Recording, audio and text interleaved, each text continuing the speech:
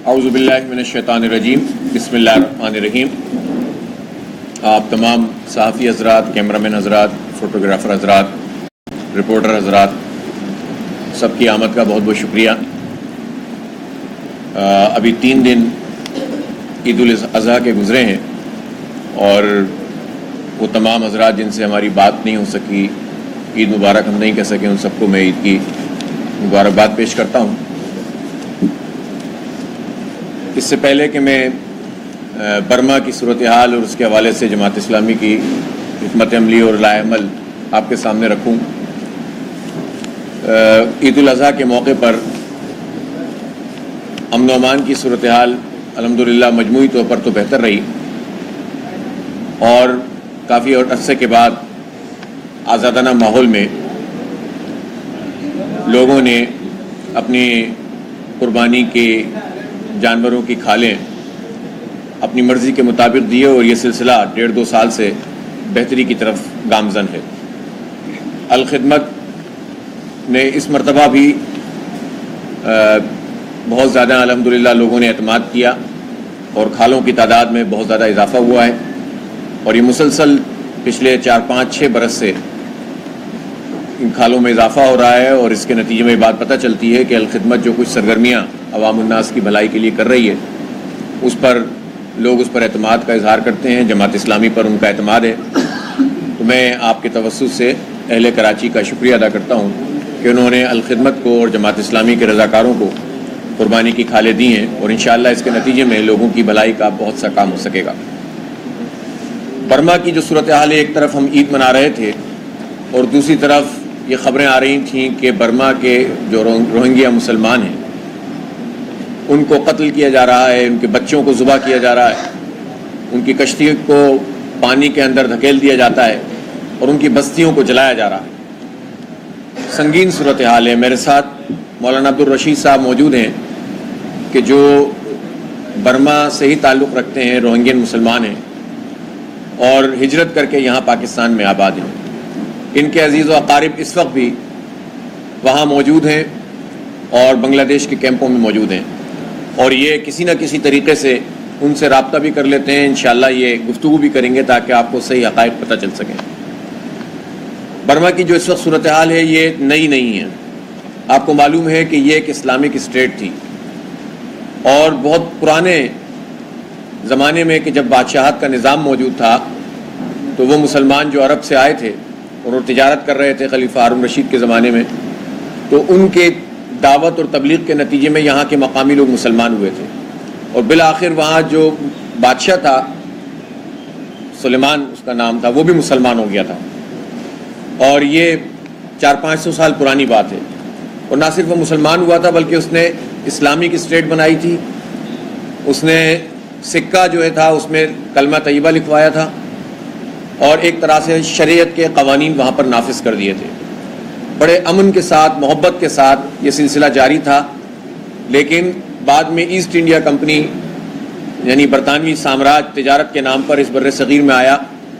تو اس نے آہستہ آہستہ برما کے علاقوں پہ بھی قبضہ کر لیا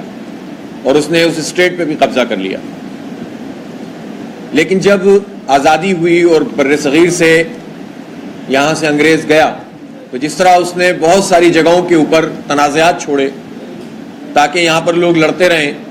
اور ان کی حکومت دنیا بھر میں جاری رہے، تو ایسا ہی ایک تنازعہ یہ تھا کہ اگر انہوں نے اسٹیٹ لی تھی ہم سے تو اس اسٹیٹ کو آزاد کرنا چاہیے تھا اور وہ اسلامک اسٹیٹ اثر نو بحال ہونی چاہیے تھی۔ تو برطانیہ نے یہ کام نہیں کیا بلکہ وہ مسئلے کو ایسے ہی چھوڑ گیا اور جب سے وہاں کے مسلمان شدید اذیت کا شکار ہیں۔ 14 فوجی آپریشن ان کے اوپر ہو چکے ہیں، لاکھوں کی تعداد میں ان کو سن 48 میں بھی قتل کیا گیا۔ ابھی آپ دیکھ رہے ہیں کہ اس وقت جو صورتحال ہے، ہر کچھ عرصے کے بعد وہ لوگ آبادیوں کے اوپر حملہ کرتے ہیں، ان کی نسل کشی کرتے ہیں، نماز پڑھنے کی انہیں آزادی نہیں، شادی کرنے کے لیے ان کو، ابھی تو خیر کھلا قتل عام ہو رہا ہے لیکن جب اس طرح سے قتل عام نہیں بھی ہو رہا ہوتا تب بھی ان کے لیے لازم ہوتا ہے کہ وہ پرمیشن لیں گورنمنٹ سے۔ اپنی بچے نہیں پیدا کر سکتے، اس کے لیے پرمیشن لینی پڑتی ہے، حج پہ نہیں جا سکتے۔ ایسی بدترین صورتحال سے وہ دوچار ہیں اور ہر 1-2-3 سال بعد ان کے اوپر ایک بڑا جینوسائیڈ ہوتا ہے۔ آپ نے دیکھا کہ جب بھی یہ مسئلہ اجاگر ہوا تو ہم نے کوشش کی اس بات کی جماعت اسلامی کہ جس نے تمام پارٹیوں کو، مذہبی اکائیوں کو، سول سوسائٹی کو موبلائز بھی کیا اور عالمی برادری کو بھی اس پر جو ہے وہ اس مسئلے کو کی اہمیت کو اجاگر کرنے کے لیے اس سے رابطہ کیا، اور اس کے نتیجے میں وقتی طور پر حالات بہتر ہوتے ہیں، لیکن ظاہر ہے کہ ہر وقت تو ایک طریقے سے کام نہیں ہو سکتا۔ اب اس وقت کی صورتحال یہ ہے کہ جہاں یہ قتل عام ہے وہاں پر بڑا اہم سوال ہے عالمی ضمیر کے اوپر۔ امریکہ کیا کر رہا ہے، یہ پانچوں بڑی سپر پاورز کیا کر رہی ہیں کہ جن کو ویٹو حاصل ہے، یہ وہ لوگ کیا کر رہے ہیں کہ جو عالمی حقوق کے چیمپئن بنتے ہیں، انسانی حقوق کے، وہ مسلم حکمران کہاں ہیں؟ 56-57 اسلامی ملک سوائے استثناء ایک دو ملکوں کے، جس میں طیب اردگان نے انیشیٹو لیا یا ملیشیا کے حکمرانوں نے انیشیٹو لیا۔ آپ دیکھیں کہ چاروں طرف سناٹا نظر آتا ہے اتنے بڑے قتل عام کے اوپر۔ پھر یہ سوال آپ سے پیدا ہوتا ہے کہ اگر دنیا میں مسلمان قتل ہوتا ہے تو خاموشی ہوتی ہے، لیکن اگر اس کے علاوہ کہیں کوئی واقعہ ہوتا ہے تو پوری دنیا میں ایک شور مچ جاتا ہے۔ تو اس لیے ہم یہ سمجھتے ہیں کہ یہ عالمی جو برادری جسے کہا جاتا ہے، یہ چند ملکوں، سامراجی طاقتوں کے شکنجے میں ہے اور وہ اپنے مقاصد کے تحت ایشوز کو اجاگر کرتے ہیں۔ افسوس کی بات یہ ہے، اور اس میں ہمیں افسوس بھی ہوتا ہے کہ ہمارا مین اسٹریم میڈیا جو پاکستان کا بھی ہے، پاکستان وہ ملک ہے جو نظریاتی ملک ہے، پاکستان کو آپ دیگر اسلامی ملکوں کے ذریعے سے نہیں دیکھ سکتے اس کے مقابلے میں، اس لیے کہ یہ بنا ہی کلمے کے نام پر ہے۔ اس کا بم اسلامی بم کہلاتا ہے۔ جب اس نے ایٹمی تجربہ کیا تھا تو مٹھائیاں بانٹنے والے عرب کے لوگ بھی تھے، روہنگیا کے لوگ بھی تھے، اور پوری دنیا میں پھیلے ہوئے مسلمان تھے، سمجھتے تھے کہ اب ہمیں طاقت حاصل ہو گئی ہے۔ ہماری فوج جو پروفیشنل آرمی ہے اس سے بجا طور سے لوگ یہ توقع رکھتے ہیں کہ وہ اس طرح کے معاملات میں آگے بڑھے گی۔ پھر ہماری ایک جیو اسٹریٹجک پوزیشن ہے، اگر ہم کسی مسئلے کو اجاگر کرتے ہیں تو مسئلہ واقعی انٹرنیشنلائز ہوتا ہے، لیکن بدقسمتی سے پاکستان کے حکمرانوں کی طرف سے ہمیں سناٹا نظر آتا ہے۔ لیکن ہمارے مین اسٹریم الیکٹرانک اور پرنٹ میڈیا نے بھی ابتدائی طور پر جب یہ مظالم بڑھے ہیں تو اس مسئلے کو اجاگر نہیں کیا۔ یہ سوشل میڈیا تھا جس پر کلپس آتی رہیں، اور بالآخر اس کا اس قدر انٹرنیشنل دباؤ پڑا کہ پھر اس کو مین اسٹریم میڈیا نے بھی کچھ نہ کچھ دینا شروع کیا ہے۔ اب بھی ہم دیکھ رہے ہیں کہ نان ایشوز کو ایشوز بنا کر اصل مسئلے سے توجہ ہٹانے کی کوشش کی جاتی ہے۔ پھکڑ پن، سطحیت، ناچ گانے، ان تمام چھوٹی چھوٹی چیزوں کو بریکنگ نیوز بنایا جاتا ہے، اور جو بچے قتل ہو رہے ہیں، ان کے اعضاء کاٹے جا رہے ہیں، ان کو پانی کے اندر ڈبویا جا رہا ہے، ان کی بستیوں پر جو ہے وہ بم پھینک کر انہیں جلایا جا رہا ہے،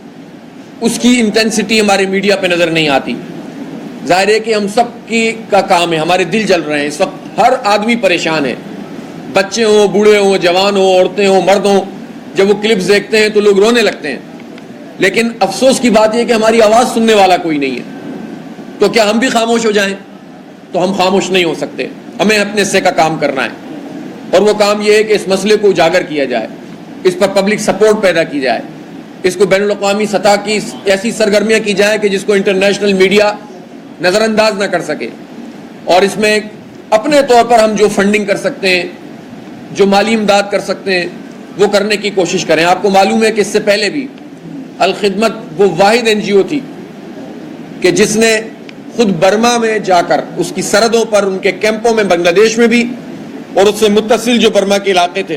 وہاں جا کر لوگوں کی مدد کی تھی۔ انتہائی مشکل حالات میں وہاں پر پابندی ہے، لیکن کسی نہ کسی طریقے سے وہ امداد وہاں پہنچائی گئی تھی۔ اسی طرح ہم نے ایک مرتبہ پھر اس بات کا فیصلہ کیا ہے کہ ہم اپنے روہنگین مسلمانوں کی سپورٹ کے لیے ایک فنڈ قائم کر رہے ہیں آج سے، اور امیر جماعت اسلامی پاکستان سراج الحق صاحب نے اس مسئلے کو ٹیک اپ اس کو کیا ہے، اور انہوں نے 8 تاریخ کو اس بات کا اعلان کیا ہے کہ وہ اسلام آباد میں برما کے جو سفارت خانہ ہے اس کی طرف مارچ کریں گے، اس کا گھیراؤ کریں گے، تاکہ لوگوں کو پتہ چل سکے کہ یہ مسئلہ کتنا شدید ہے۔ اور 10 تاریخ کو انشاءاللہ کراچی میں مزار قائد سے تبت سینٹر تک ایک بہت تاریخی مارچ ہوگا، لاکھوں کی تعداد میں انشاءاللہ کراچی کے لوگ اس میں شریک ہوں گے، اور اس کے لیے جماعت اسلامی کے تمام کارکنان آج سے ہی عوام سے رابطہ شروع کر دیں گے۔ ہم علماء کرام کے پاس جائیں گے، ہم سول سوسائٹی، وکلا، طلباء، ہم جو ہے وہ NGO سے تعلق رکھنے والے لوگ، مزدوروں، کسانوں، جو لوگ بھی جس طرح سے سوسائٹی میں کوئی اہمیت رکھتے ہیں، ان سب سے اور ان کی تنظیموں سے رابطہ کریں گے۔ ہم سیاسی جماعتوں کے پاس بھی جائیں گے اور کوشش کریں گے کہ اس مارچ میں ان کی سپورٹ حاصل کریں اور ایک تاریخی نوعیت کا مارچ ہوگا جو انشاءاللہ یہ اجاگر کرے گا اس مسئلے کو. ہم اپنے حصے کا یہ کام کر سکتے ہیں. ہم اس موقع پہ یہ بھی سمجھتے ہیں کہ ہمارے حکمرانوں کو فوری طور پر اس مسئلے کو اقوام متحدہ میں لے کے جانا چاہیے. اس پر OIC کا امیجیٹ اجلاس ہونا چاہیے. ہم یہ سنتے آتے ہیں کہ 34 ملکوں کی فوج بن گئی ہے اور یہ جو ہے وہ 34 ملکوں کا دفاع کرے گی. اگر برما کے، اگر روہنگیا کے بچوں کا دفاع یہ 34 ملکوں کی فوج نہیں کر سکتی تو ایسی فوج رکھنے کا کیا؟ اس کے اعلانات سے تو مسئلہ حل نہیں ہوتا. اس لیے اس فوج کی طاقت ایسی ہونی چاہیے کہ اس کی طرف سے ایک واضح اعلان ہو کہ اگر تو برما کی حکومت یہ مظالم بند کر دیتی ہے اور ان کی ریہیبلیٹیشن کا کام کرتی ہے تو اب تک جو جرم وہ کر چکے ہیں اس کو بھی انٹرنیشنل کورٹ کے اندر لے کر جانا چاہیے. لیکن اگر وہ اس سلسلہ جاری رکھتے ہیں اور ان کو حقوق نہیں دیتے ہیں مسلمانوں کو تو پھر اعلان کرنا چاہیے کہ یہ فوج جو ہے وہ ان کے اوپر اٹیک کر سکتی ہے اور وہ لیجیٹیمیٹ ہے. یہ رائٹ ہے ہمارا کہ ہم مظلوموں کی مدد کے لیے پہنچیں. اقوام متحدہ اگر یہ کام نہیں کرے تو ان مسلمان ملکوں کی فوج کو یہ کام کرنا چاہیے. ہم یہ سمجھتے ہیں کہ اس موقع پر پوری دنیا میں اس مسئلے کو اس طرح سے اجاگر ہونا چاہیے کہ اصل میں معاملہ یہ ہے کہ جو روہنگین اراکان کی جو اسٹیٹ ہے، اسلامی ریاست، اس کو اس کی اصل شکل میں بحال ہونا چاہیے. ذرا سا مسئلہ ہوا ایسٹرن تیمور کا اور لوگوں نے وہاں پر آواز اٹھائی. مہینوں کے اندر جو ہے وہاں پر ریفرینڈم کرا لیا گیا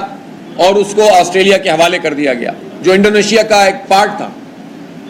جنوبی سوڈان کا معاملہ آیا، پوری دنیا کے اندر جو ہے وہ تحریک چل گئی اور چند برسوں کے اندر جنوبی سوڈان کو الگ کر دیا گیا. تو ایسی ریاستیں جو موجود ہیں